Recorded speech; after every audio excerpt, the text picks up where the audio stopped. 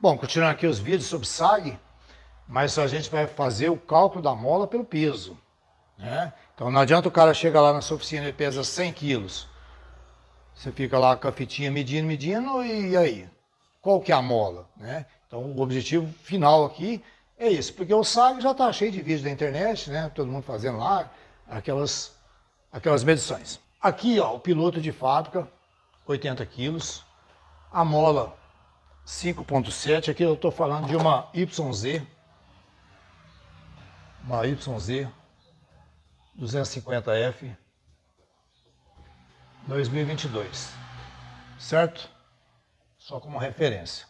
Só que o cálculo de mola, ele vai para qualquer moto, ele serve para todas as motos, mais especificamente. Porém, quando você pega tabelas, ele pode dar divergência, né? Então vamos lá. Então a referência é o piloto de 100 quilos. Então você pega o valor original, né, que vem para o piloto de 80. Tudo aqui tem uma variação, tudo tem. Até no final do serviço, quem vai determinar vai ser você, de acordo com o teu cliente. Tudo vai ter uma variação. Então indica-se para piloto de 80 quilos uma mola de 5.7. Na YZ, na Honda já é diferente. Mas o cálculo é o mesmo. Mas no final quem vai decidir sempre é o que eu estou te falando, é você em conjunto com o teu cliente. Ah, o cara, piloto de final de semana, ele está pesando 90 quilos, deixa o cara lá sossegado, não vai inventar de trocar mola não. Né? A moto fica muito, né? Piloto bom, usa a mola mais dura. Mas vamos lá, mas também não é uma regra. Aí vai de cada um. Vou mostrar o cálculo. Ó, veja bem, piloto de 80 kg, mola 5.7 no amortecedor traseiro. Agora eu quero saber para um piloto de 100. É intuitivo, é muito intuitivo uma regra de 3 aqui, cara. Daria certinho. Uma regra de 3, pronto. Eu já acho o valor do X, que seria a taxa da mola que eu quero achar. Muito alto esse X aqui. Daí eu já acharia, entende? Uma regra de 3 aqui resolveria tudo. Mas ela não calcula, na regra de 3, você não consegue calcular a mola pelo peso. Depois eu vou te explicar por que não dá para regular. Daí eu vou te explicar como que calcula mesmo, com a forma matemática certa. Mas esse aqui é muito intuitivo, cara. Seria bom. Eu vou até calcular aqui, ó, uma regrinha de 3 simples, ó, 80x. Ela é, né, calculado em cruz. 80 vezes x é a mesma coisa de que 100 multiplicado por 5.7. Então 80, vou repetir aqui, ó, 80 vezes x é igual 100 vezes 5.7, 570, certo? Agora eu vou isolar o x, ó, o x é igual, o 80 está multiplicando, ele passa dividindo, 570 dividido por 80. Se fosse uma regra de 3, não é uma regra de 3, o cálculo da mola pelo peso, mas se fosse uma regra de 3, seria 570 dividido por 80, 7.1. Se fosse uma regra de 3, cara, o valor dessa mola aqui seria de 7.1. 7.1 kg força por cada milímetro. Mas não é. Mas é uma pena, que estaria tudo resolvido. Mas de todos os vídeos que eu vi sobre SAG, ninguém tentou fazer nenhuma regra de 3. É muito sugestivo, cara. Se tivesse um vídeo, alguém tivesse feito com a regra de 3, ainda que não estaria certo, mas pô, alguém pensou fora da caixa, né? Porque os vídeos de SAG assim, é igualzinho, todos igual, né? Tem uns que os caras ainda falam isso aqui em inglês, para fica mais legal ainda. Suspension, não sei o quê. Mas não é. É uma pena que não é. Daria muito certo. Ó, você poderia fazer assim também, ó. Se fosse uma regra de 3, olha como que ficaria fácil, ó. 5.7, a taxa da mola original, dividido pelo peso original, multiplicado pelo peso 2 lá do cliente de 100 quilos. Olha como que ficaria fácil, cara. Ó, 5.7 dividido por 80 vezes 100. Ó, 7.1, dá o mesmo resultado. Dá a mesma coisa aqui, ó. É uma pena, né?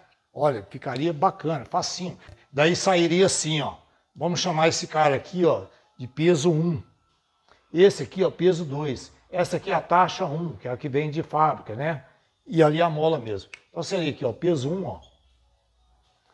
Taxa 1. Peso 2 é a taxa da mola, que seria o X. Se a gente fosse expressar isso aqui numa fórmula matemática, ficaria assim, ó, que a gente quer saber o valor de x, né? Ó, x é igual o peso, a taxa 1, certo? Dividido pelo peso 1. Ó, a taxa 1 dividido pelo peso 1 multiplicado pelo peso 2. É uma pena aqui, olha como que fica legal, mas não é assim. Não é, ela não dá certo. Porém, para achar o cálculo certo da mola pelo peso, a gente parte desse princípio aqui. Mas esse não é, eu vou te passar o cálculo certo. Agora, por que uma regra de 3, que é bem sugestivo, por que não dá certo? Por que pô, era para dar certo? Olha que ficaria essa expressão aqui, ó. Você marcaria ela aí na tua lousa, aí no teu caderno. O cara chega lá no seu cliente tem 105 quilos.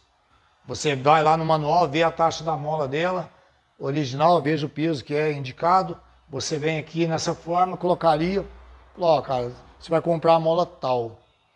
Ela não dá certo, não dá certo. Agora, por que ela não dá certo? Por que não serve? Veja bem, a mola, ela é linear, né? Ela é constante, a mola da YZ250F. Aqui não vai entrar aquelas KTM, que não tem ProLink, tá? Apesar da mola ser uma mola constante, uma mola linear, quando você coloca ela no ProLink, a balança ela tem um movimento diferente do ProLink. Quando a balança faz isso, o ProLink faz esse movimento aqui assim, ele progride em relação ao movimento da balança. Então, veja bem, a balança faz isso, o ProLink ele aumenta a velocidade em relação à balança. Daí o resultado lá na balança não é linear, ele passa a ser progressivo. Porque o ProLink, ele aumenta a velocidade em relação à balança. Então ele faz isso, a balança faz um movimento, né?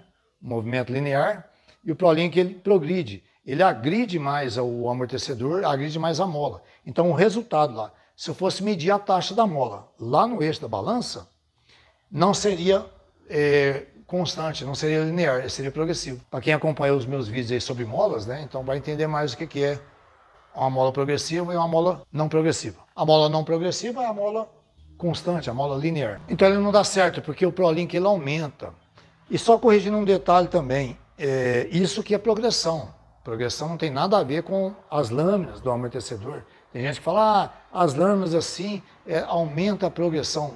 Isso não corresponde, tá? A progressão é exatamente isso, é no ProLink que faz. Então quando o ProLink ele agride mais o amortecedor, ele aumenta a velocidade de amortecimento, e o que acontece quando você aumenta a velocidade do amortecimento, do amortecedor hidráulico?